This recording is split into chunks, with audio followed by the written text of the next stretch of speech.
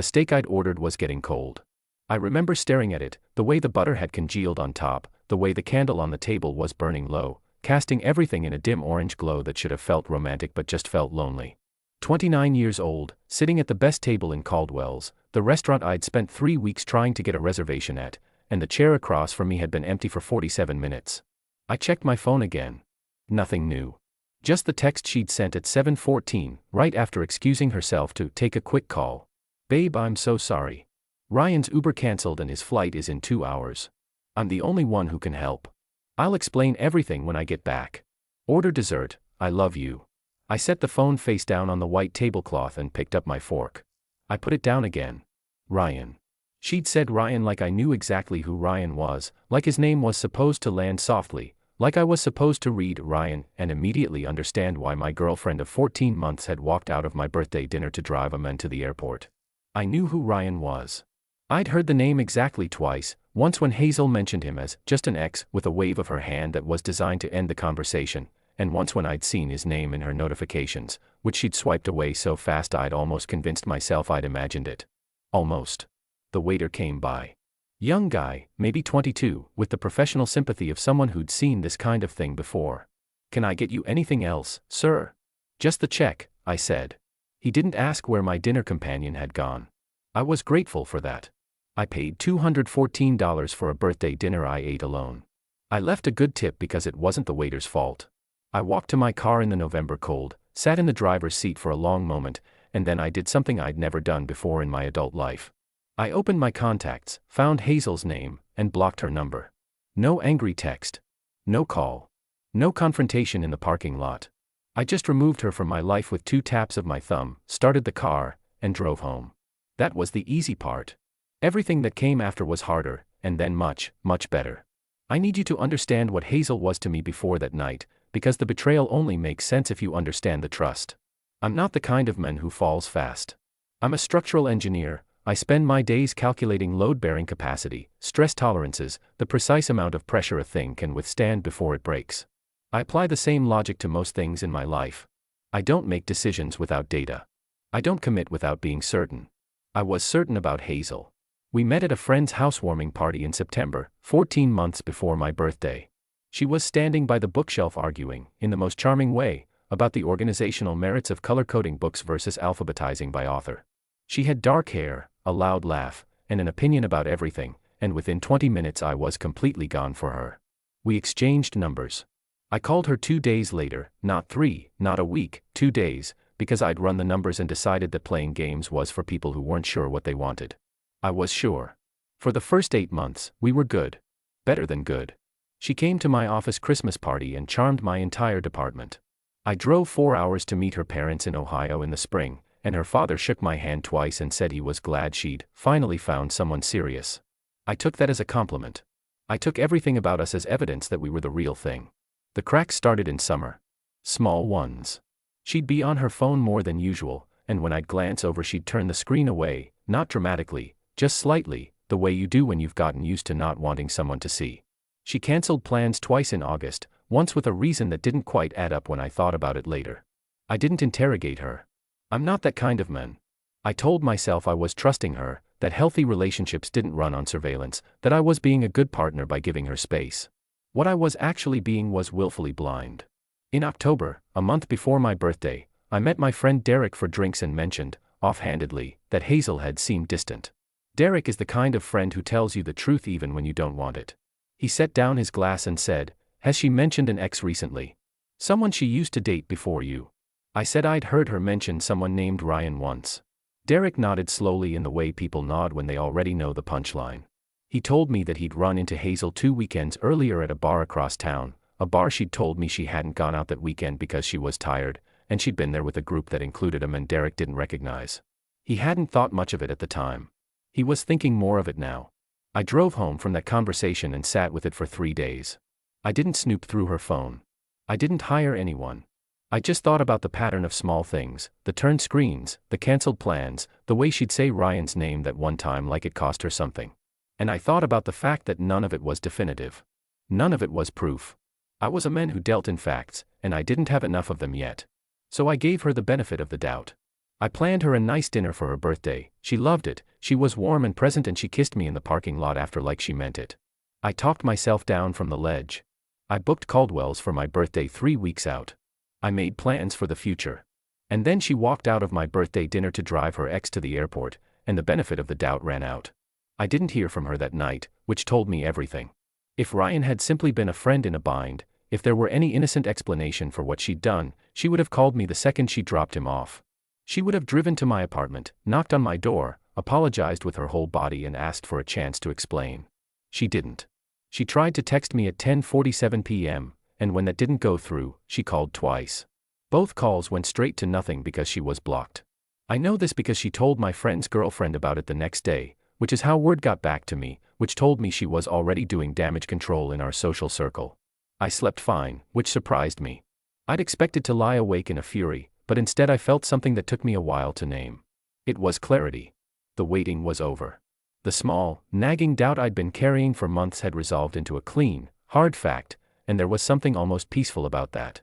I woke up on my birthday morning, because it was still technically my birthday, made coffee, and started thinking. I'm a man who plans. I build things for a living. I understand that the quality of an outcome depends almost entirely on the quality of the preparation. And I knew, with a cold certainty that surprised me with its calmness, that I wasn't going to walk away from this having simply been a man who got cheated on and said nothing. Hazel had made choices. Those choices had consequences. I was going to make sure she understood exactly what she'd traded away and exactly what it was going to cost her. The first thing I did was call Derek. He picked up on the second ring. She walked out of my birthday dinner, I said. To drive Ryan to the airport. There was a pause. Then, tell me what you need. That's the thing about people who actually love you. They don't ask if you're overreacting. They don't play devil's advocate. They just show up. Derek came over that afternoon with his girlfriend Priya, who turned out to be unexpectedly useful because Priya worked with a woman who knew Hazel's coworkers, and Priya had, in the months I'd been ignoring my instincts, noticed several things she'd kept to herself out of deference to my happiness. She was done keeping them to herself now. She sat at my kitchen table with her hands around a coffee mug and laid out a picture of the last 4 months that made my jaw tighten. Ryan wasn't just an ex. He was an ex Hazel had never entirely let go of. They dated for 2 years before she and I met, and apparently the breakup had been more of a pause in Hazel's mind than a conclusion. Priya had heard, through the connected tissue of mutual acquaintances, that Ryan had moved away for work, hence the airport, but had been back in town 3 times in the past 4 months. Hazel had seen him each visit. Priya didn't know the exact nature of those visits, but she knew Hazel had described me to at least one mutual friend as serious but not forever. Serious but not forever. I let that sit in my chest for a moment. I'd met her parents. Her father had shaken my hand twice. I had been, in Hazel's private accounting of her life, a placeholder, a reliable, convenient man to fill the time while she waited for Ryan to figure out whether he was coming back. The sadness came then, genuine and deep. I won't pretend it didn't. I went to bed that night and felt the full weight of it, not just the betrayal of the previous evening, but the retroactive realization that the 14 months I'd invested had been, from her side, a hedge. I let myself feel it.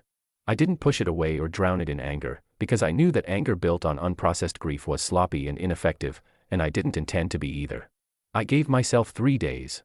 I cried once, alone in my car in a parking garage at lunch on day 2, a short, hard cry that felt like lancing something. By day 3 I was done. The sadness left. The cold fury arrived and unpacked its bags and told me it was staying for a while. That was fine. I knew what to do with cold fury. Cold fury was a building material. The first thing I built with it was information. I needed to know exactly what I was dealing with before I made any moves, because I hadn't survived a decade in structural engineering by acting on incomplete data. I started paying close attention to Hazel's public social media, which she hadn't blocked me on, a telling oversight that suggested she either thought I'd come crawling back or hadn't considered that I might be watching. I had mutual friends send me low-key observations. I built a quiet, complete picture. What I found was this: Ryan had not, in fact, stayed in touch with Hazel only intermittently. They had been in regular contact for most of our relationship. The airport wasn't a one-off emergency, it was the latest in a series of accommodations she'd made for him while she made a different set of accommodations for me. She had been, with considerable skill and effort, running 2 emotional investments simultaneously. The difference was that Ryan knew about me and apparently didn't care, while I had been kept in a fog of small reassurances and strategic misdirections.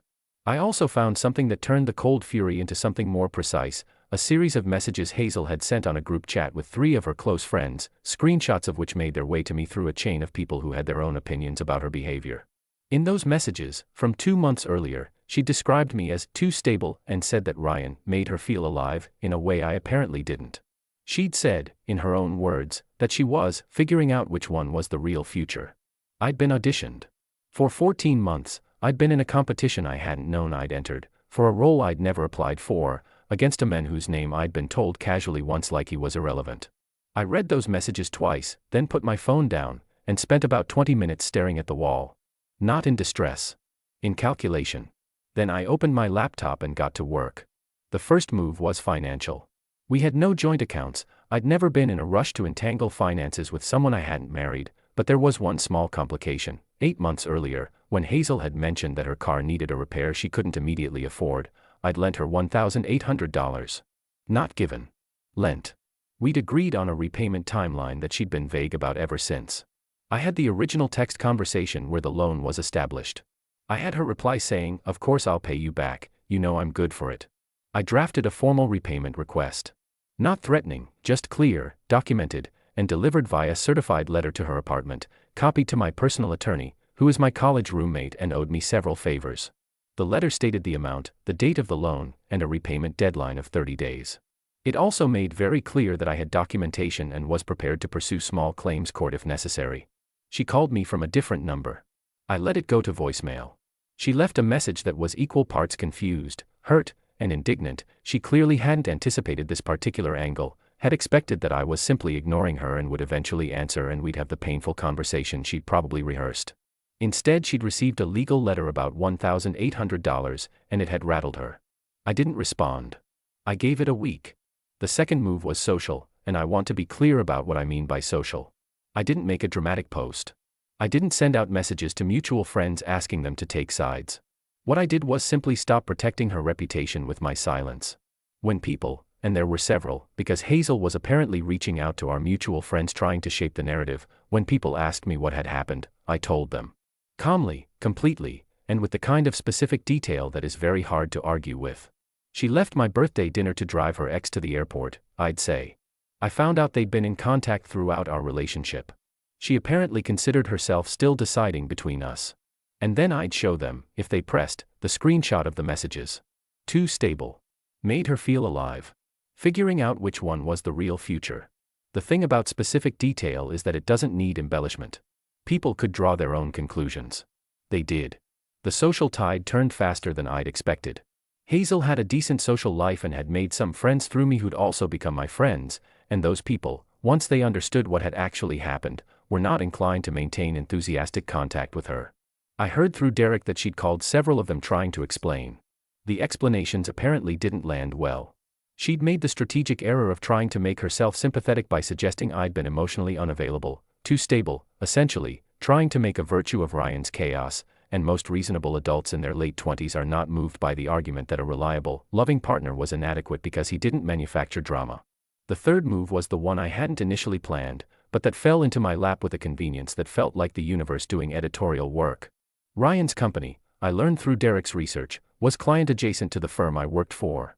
Not direct competition, but in the same professional ecosystem, the kind of environment where reputation circulates. Ryan was, it turned out, not the romantic hero Hazel had risked our relationship for. He was a man in his mid-30s who moved cities for work opportunities, maintained emotional tethers to ex-girlfriends across multiple area codes, and had a professional reputation that was, let's say, flexible. I heard from a colleague who knew someone who'd worked with him that he was known for making commitments he didn't keep. I didn't have to do anything with this information. I simply mentioned it to the right people in the right professional contexts. Professionally and factually. I didn't lie, I didn't exaggerate. I just allowed truth to circulate, and truth, once released, moves at its own pace. What I remember most clearly about the 2 months that followed is how much energy I got back once I stopped spending it on doubt. The mental overhead of sensing something was wrong and talking myself out of it is enormous. I hadn't realized how much of my bandwidth Hazel had been quietly consuming simply by making me feel like I was being irrational for noticing things. Once that weight was gone, I felt almost uncomfortably awake. Sharper. More myself. I threw myself into work. I'd been coasting on a project for a month, letting a junior associate take more lead than was ideal because I was distracted. I took it back. I put in 3 weeks of serious work and presented a structural solution to a problem that had been holding up a commercial build for 2 months, and my director, a woman named Claire who is not given to effusive praise, told me it was some of the best technical work she'd seen from me. A week later, she told me I was being considered for a senior lead position that would have been, a year ago, 2 years out. I started going to the gym with Derek 3 mornings a week. Not as a revenge body project, I want to be honest about that, because the whole concept embarrasses me a little, but because I'd let that habit slide during the relationship and I missed how it made my brain work. Within 6 weeks I felt entirely different in my body. Calmer. Stronger. More capable of occupying my own space. My sister called me one evening and said, "You sound like yourself again." I asked her what she meant.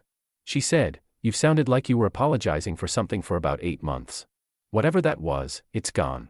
She was right. I had been apologizing. Not out loud, not in any specific conversation, but in 100 small ways I'd been softening myself, dialing back certainty, second-guessing instincts, making myself slightly less of what I actually was in order to occupy the shape of what Hazel needed me to be. Reliable. Present. Available. But not too opinionated, not too sure of myself, not too stable in a way that made her feel the absence of volatility. I stopped apologizing. It felt extraordinary. The money came back, too. All $1,800, delivered via bank transfer to my account exactly 19 days after the certified letter arrived. No message attached. Just the transfer, which I noted was sent at 11:43 p.m., which told me she'd been putting it off until she couldn't anymore.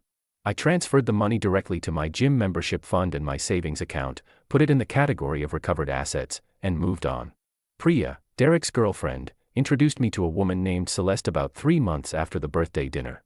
She was a landscape architect, quiet in the way that suggests depth rather than absence, with an extremely dry sense of humor that she deployed at unexpected moments. I wasn't ready for anything serious, and I told her so on our first conversation over coffee, because I'm a man who believes in disclosing material information up front. She said she appreciated that, and then she said something I've thought about many times since. She said, "The men who tell you they're not ready because they mean it are much easier to trust than the ones who tell you they're ready and don't." We took it slow. We talked a lot. She was patient in ways I hadn't known to want, and I was more honest than I'd been in a relationship in years, maybe ever, because I had just been comprehensively reminded of what dishonesty costs. By February, we were spending most weekends together, and it was the quietest, most solid thing I'd felt in a long time. I saw Hazel for the first time in 4 months on a cold Saturday in March, at a farmer's market 3 blocks from where we used to get breakfast on Sunday mornings. I was there with Derek. She was there alone. She saw me before I saw her. I know this because she had already arranged her face into something by the time I noticed her, a complicated expression that was trying to be casual and achieving something closer to braced. She looked tired in a way that had nothing to do with sleep. Her coat was one I recognized, the good one she used to wear when she was trying to look put together, and she was wearing it on a Saturday morning at a farmer's market, which told me she'd dressed carefully for the possibility of this encounter. I had not. I was wearing my old university sweatshirt and the jeans I'd had for 4 years, and I'd had a good morning with good coffee and a good conversation, and I was, in the most genuine way, completely fine. She walked toward me with the air of someone who has practiced what they're going to say. I gave her credit for the nerve. I stood and waited. "Jasper," she said. "I've been hoping to run into you. I've tried to reach you." "I know," I said. That was all. "I owe you an explanation," she said. "You don't," I told her. "I understand exactly what happened." She blinked. This was not the opening she'd rehearsed for. She'd prepared, I think, for anger or for coldness or for a wound she could try to dress. She hadn't prepared for someone who was genuinely complete without her. She pressed on anyway. It wasn't what you think it was, with Ryan. It was complicated. I was confused, and I handled it badly, and I know that doesn't fix anything, but I need you to know that I never meant to hurt you. I looked at her for a moment. I thought about serious but not forever. I thought about too stable. I thought about figuring out which one was the real future. I thought about the butter congealing on my steak, the candle burning low, 47 minutes of empty chair at the best table in Caldwell's. "I know you didn't mean to hurt me," I said, and I meant it. "But you did. And the hurting isn't really the part that matters anymore." "Then what matters?" she asked, and her voice cracked slightly on the question. "Nothing," I said. "About us, about that time, it doesn't really occupy much of my thinking. I've moved on, and I'm doing well, and I genuinely wish you the same." This was the part she'd been least prepared for. Anger she could have met with anger or with remorse. Bitterness she could have offered comfort for. Indifference, real, unhostile, unperformative indifference, had no counter. She had no move against a man who had considered the situation fully and arrived at genuine peace with it. Is there any chance? She started. No, I said. Simply, with no hardness in it, because there wasn't any. There's not. But I mean it, Hazel. I hope things get sorted out for you. I hope you figure out what you want. And then I turned back to Derek, who had been studying a display of artisan honey with intense and charitable concentration, and we finished our walk through the market and got lunch, and I told Celeste about it that evening, and she listened and then asked if I was okay, and I realized I was giving the honest answer when I said yes. Ryan, as it turned out, had not come back for Hazel. He'd come back to collect his things from a storage unit in the city he'd left behind, and possibly to maintain the emotional access he'd evidently considered a standing arrangement. He was back in his new city within 2 weeks of the birthday dinner. Hazel, I learned from Priya in the oblique way that social information travels, had reached out to him after our situation had become public, and he had been, this is the word Priya used, unavailable. He had, it seemed, his own configurations in his new city and had never actually been in the business of returning. Hazel had, in the end, burned a relationship with a man who loved her to maintain access to a man who was using her to maintain options. This is not an unusual story. It is an old one. It remains devastating every time it happens to someone who hasn't yet understood that availability is not the same thing as love. I felt something when I heard this, not satisfaction, exactly, because her pain wasn't the point. The point was never to cause her pain. The point was to ensure that my choices reflected my values and that I moved through the aftermath with the same integrity I'd tried to bring to the relationship itself. But I'd be lying if I said there was nothing. There was something. A recognition of proportion, maybe. A sense that the universe's accounting, while slow, tends toward accuracy.